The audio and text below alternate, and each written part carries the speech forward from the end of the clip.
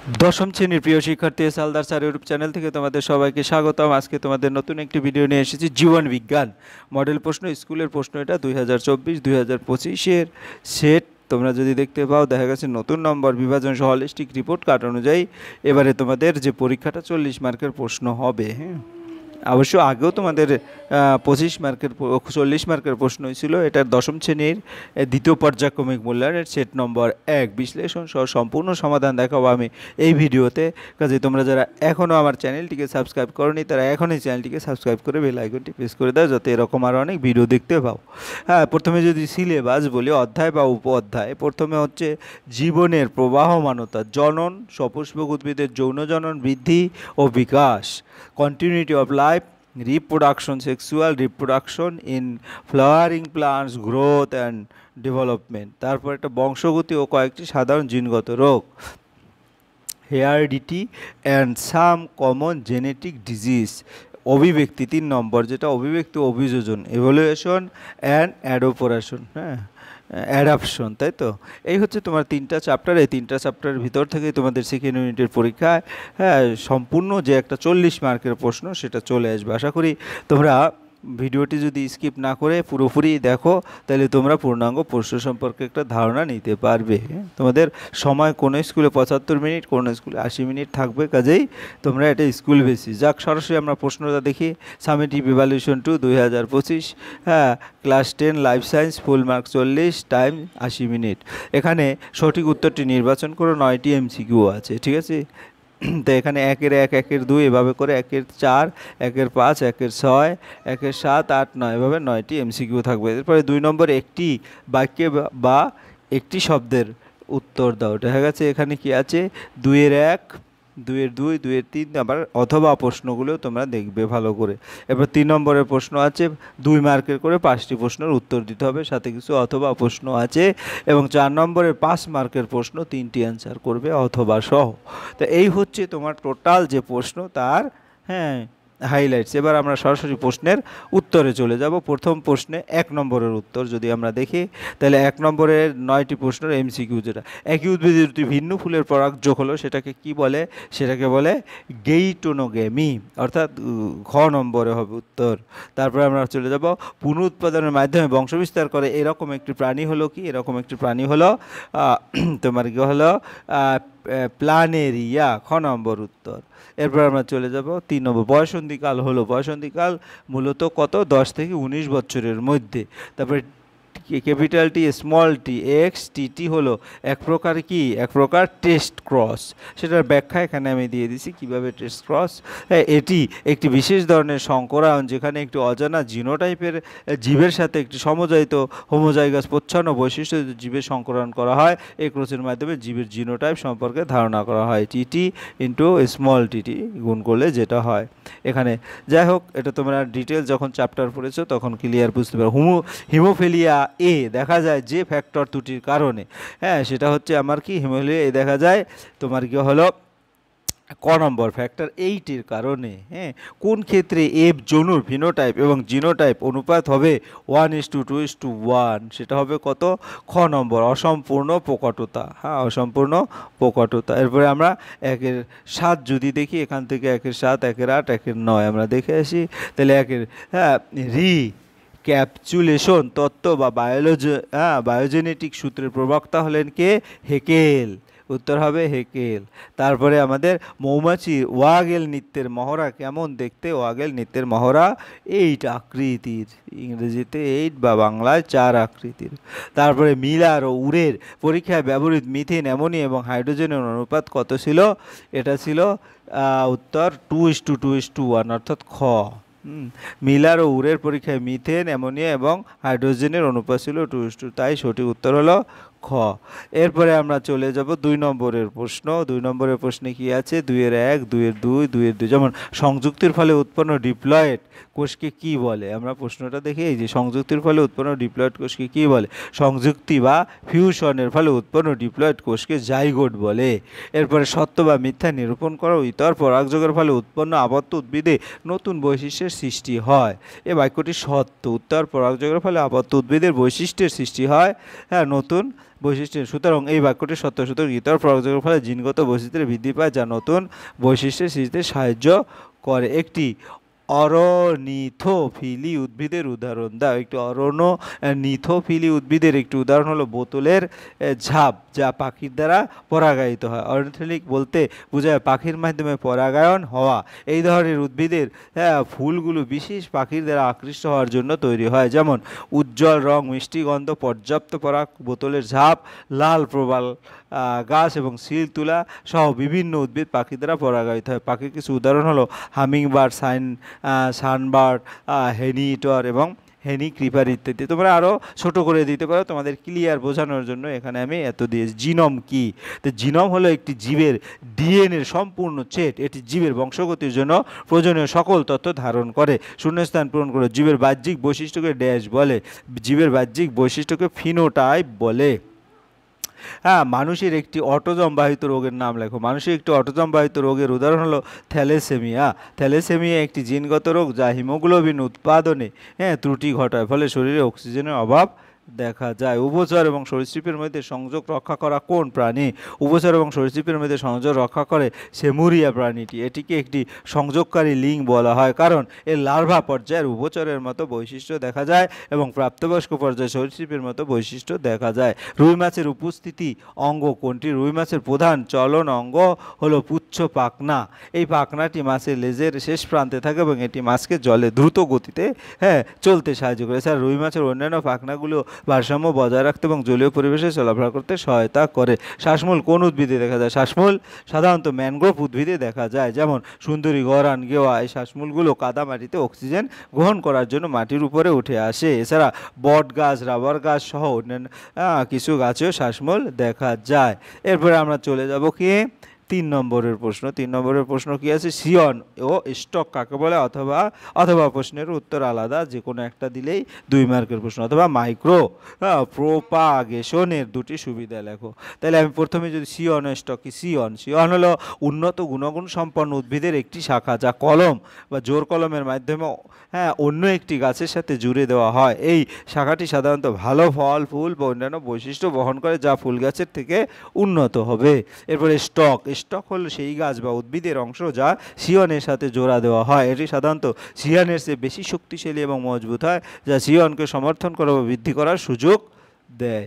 এরপরে অথবা আর প্রশ্ন যেটা মাইক্রো প্রোপাগেশনের দুটি সুবিধা। মাইক্রো প্রোপাগেশনের দুটি প্রধান সুবিধা হলো রোগমুক্ত উদ্ভিদ উৎপাদন। মাইক্রো প্রোপাগেশনের পদ্ধতিতে উদ্ভিদের টিস্যু বা কোষকে একটি জীবাণুমুক্ত পরিবেশে, দ্যাট মিনস স্টারেল এনভায়রনমেন্ট উন্নত করা হয়। এর ফলে উদ্ভিদের প্রজননকালে রোগ এবং ভাইরাসের সংক্রমণ থেকে রক্ষা পাওয়া যায়, ফলে রোগমুক্ত উদ্ভিদের উৎপাদন করা সম্ভব হয়। দ্রুত এবং বৃহৎ পরিমাণে উৎপাদন। মাইক্রো প্রোপাগেশনের পদ্ধতিতে অল্প সময়ের মধ্যে প্রচুর সংখ্যক উদ্ভিদের উৎপাদন করা সম্ভব। একটি ছোট টিস্যু বা কোষ থেকে হাজার হাজার উদ্ভিদের ক্লোন তৈরি করা যেতে পারে।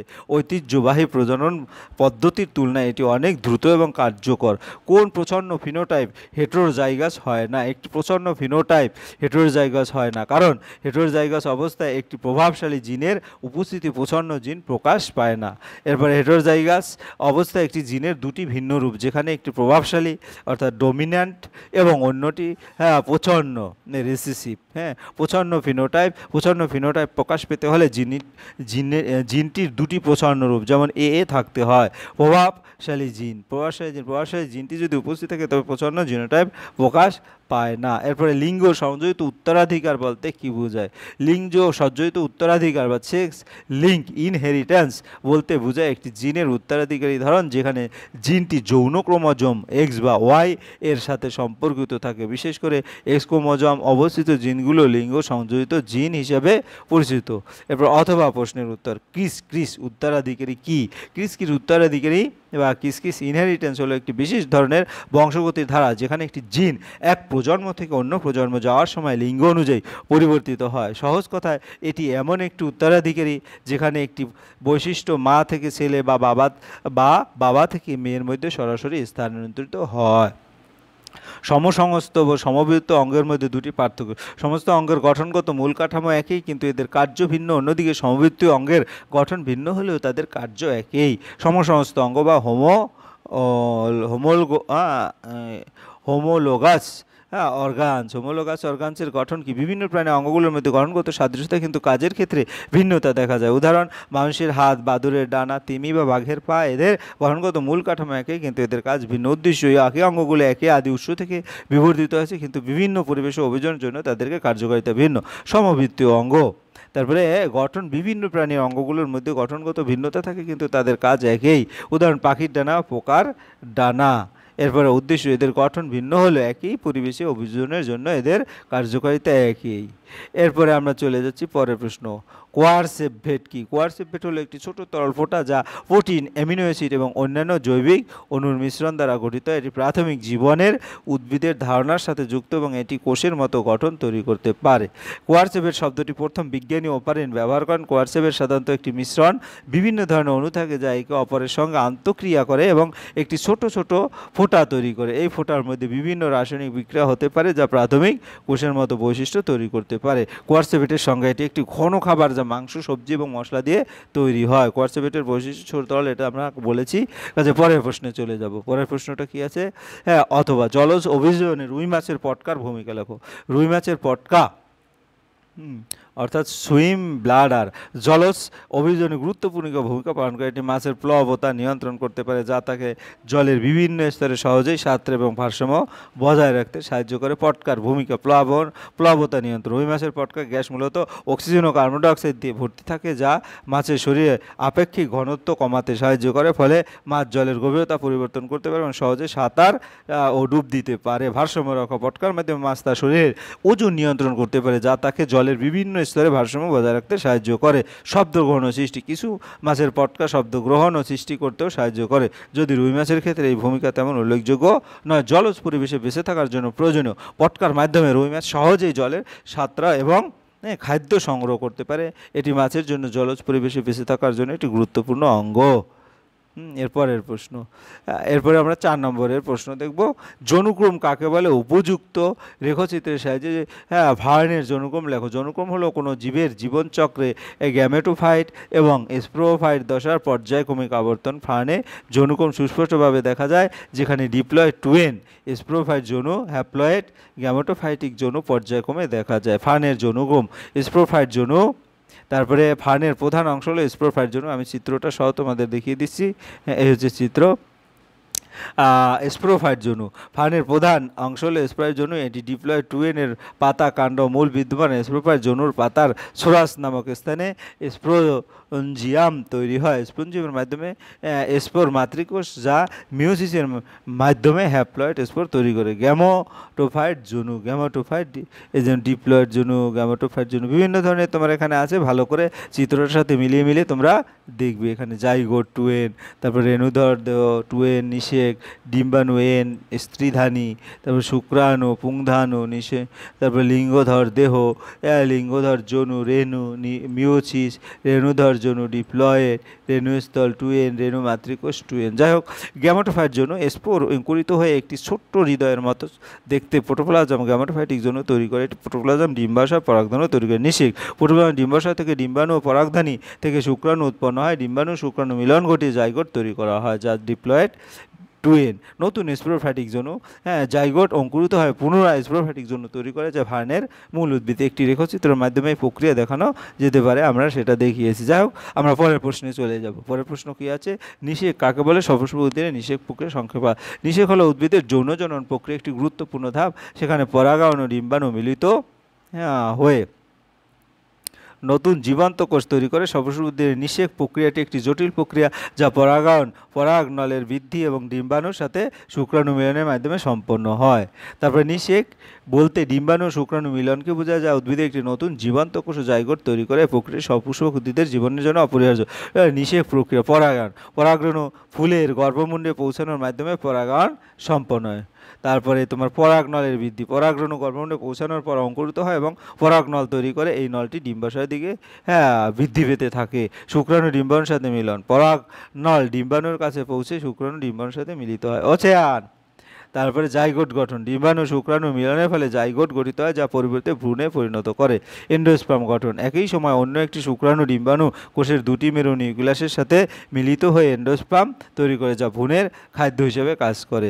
এই দুটি নিষেক প্রক্রিয়া পুরুষ ও স্ত্রী মিলনের মাধ্যমে সরাসরি উদ্ভিদের নিষেক প্রক্রিয়া সম্পন্ন। এই প্রক্রিয়াটি নতুন উদ্ভিদের জন্ম এবং বীজের বিকাশের জন্য অপরিহার্য। এরপর আমরা পরের প্রশ্নে যাব। পরের প্রশ্ন কি হচ্ছে দেখি আমরা। মেন্ডেলের সাফল্য লাভের 3টি কারণ লেখো এবং অসম্পূর্ণ প্রকাটতা কাকে বলে? মেন্ডেলের সাফল্য লাভের মূল 3টি কারণ হলো সঠিক পর্যবেক্ষণ, পরিসংখ্যানের ব্যবহার এবং মটরশুঁটি নির্বাচন। অসম্পূর্ণ প্রকারতা বলতে বোঝায় যখন দুটি এলিলের মধ্যে একটি অসম্পূর্ণ প্রকাশিত না হয়ে থাকে তাদের মিশ্রণের বৈশিষ্ট্য প্রকাশ। মেন্ডেলের সাফল্যের 3টি কারণ হচ্ছে সঠিক পর্যবেক্ষণ। মেন্ডেল তার গবেষণায় খুব সতর্কভাবে পর্যবেক্ষণ করেছিলেন, কোনো ত্রুটি বা ভুল ছাড়াই ফলাফল সংগ্রহ করেছিলেন। তারপর পরিসংখ্যানের ব্যবহার, মেন্ডেল ফলাফলগুলোকে পরিসংখ্যানের মাধ্যমে বিশ্লেষণ করেছিলেন যা তার গবেষণাকে আরও বিশ্বাসযোগ্য নির্ভরযোগ্য করে তুলেছিল। উদ্ভিদ নির্বাচন, তিনি তার পরীক্ষার জন্য মটরশুঁটি বেছে নিয়েছিলেন যা একটি ভালো পরীক্ষামূলক উদ্ভিদ ছিল, কারণ এটি সহজে ক্রস পরাগায়ন করা যায়, বংশগতির বৈশিষ্ট্যকে ভালোভাবে পর্যবেক্ষণ করা যায়। অসম্পূর্ণ প্রকাটতা, অসম্পূর্ণ প্রকাটতা কোনো একটি জিন সম্পূর্ণরূপে প্রকাটতা বলতে বোঝায় যখন দুটি জিন এলিলের মধ্যে কোনো একটি জিন সম্পূর্ণরূপে অন্যটিকে প্রকাশ করতে না পেরে তাদের মিশ্রিত বৈশিষ্ট্য প্রকাশ পায়। উদাহরণস্বরূপ, যখন একটি লাল ফুল এবং একটি সাদা ফুল সংকরায়িত করা হয় তখন তাদের সন্তানদের ফুলগুলো গোলাপি হতে পারে। এরপরে আমরা চলে যাব পরের প্রশ্নে। জেনোটাইপ কাউন্সিলিং বলতে কি বুঝো? জেনোটাইপ কাউন্সিলিংয়ের গুরুত্ব আলোচনা। জেনোটাইপ কাউন্সিলিং হলো এমন এক প্রক্রিয়া যেখানে ব্যক্তি ও পরিবারকে তাদের জেনেটিক অবস্থার ঝুঁকি সম্পর্কে বোঝানো হয়, তাদের সিদ্ধান্ত নিতে সাহায্য করা হয়। এটি একটি সহযোগিতা প্রক্রিয়া। জেনেটিক রোগ, বংশগতি অবস্থার ঝুঁকি, পরীক্ষা পদ্ধতি, সুযোগ বিবেচনা আলোচনা। জেনেটিক কাউন্সিলিংয়ের গুরুত্ব।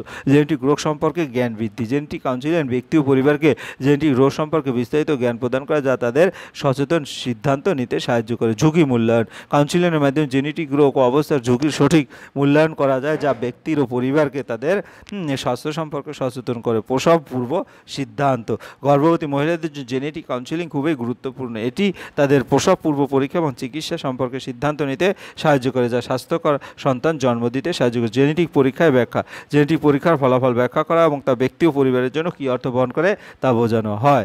চিকিৎসা ব্যবস্থার সুযোগ, জেনেটিক কাউন্সিলিং রোগ ব্যবস্থাপনার বিভিন্ন সুযোগ ও চিকিৎসা সম্পর্কে আলোচনা করা যা রোগীকে তার স্বাস্থ্য পরিস্থিতি মোকাবিলা করতে সাহায্য করে। পরিবারের সুস্থতা, জেনেটিক কাউন্সিলিং পরিবারকে তাদের স্বাস্থ্য এবং বংশগতর উপর জেনেটিক রোগের প্রভাব সম্পর্কে সচেতন করে যা পরিবারকে সুস্থ থাকতে সাহায্য করে। নিরপেক্ষ সহায়তা, জেনেটিক কাউন্সিলিং রোগীকে নিরপেক্ষ সহায়তা করে এবং তাদের সিদ্ধান্ত নিতে সাহায্য করে যা রোগীদের মানসিক চাপ কমাতে সাহায্য করে। এবং ভবিষ্যতের পরিকল্পনা, জেনেটিক কাউন্সিলিং ব্যক্তি ও পরিবারকে ভবিষ্যৎ প্রজন্মের জন্য জেনেটিক রোগের ঝুঁকি কমাতে এবং স্বাস্থ্যকর জীবনযাপন করতে সাহায্য করে। এরপর আমরা 4.3 ঘোড়ার জীবাশ্ম একটি প্রমাণ হিসেবে কিভাবে জৈব অভিব্যক্তি সমর্থন করে। ঘোড়ার জীবাশ্ম জৈব অভিব্যক্তির প্রমাণ হিসেবে গুরুত্বপূর্ণ কারণ তাদের ঘোড়া বিবর্তনের ইতিহাসের একটি সুস্পষ্ট রেকর্ড সরবরাহ করে।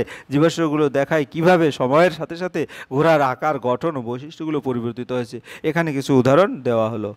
হিপ্পাস প্রায় 55 মিলিয়ন বছর আগে ছোট কুকুরের মতো আকারের ঘোড়ার পূর্বপুরুষ হিপ্পাসের আবির্ভাব ঘটেছিল। পরবর্তী ঘোড়ার বিবর্তন, হিপ্পাস থেকে পরবর্তীকালে সময়ের সাথে সাথে ঘোড়ার আকার বৃদ্ধি পায়, পা লম্বা হয় এবং দাঁতগুলো খাদ্য হজমের জন্য আরও উন্নত হয়।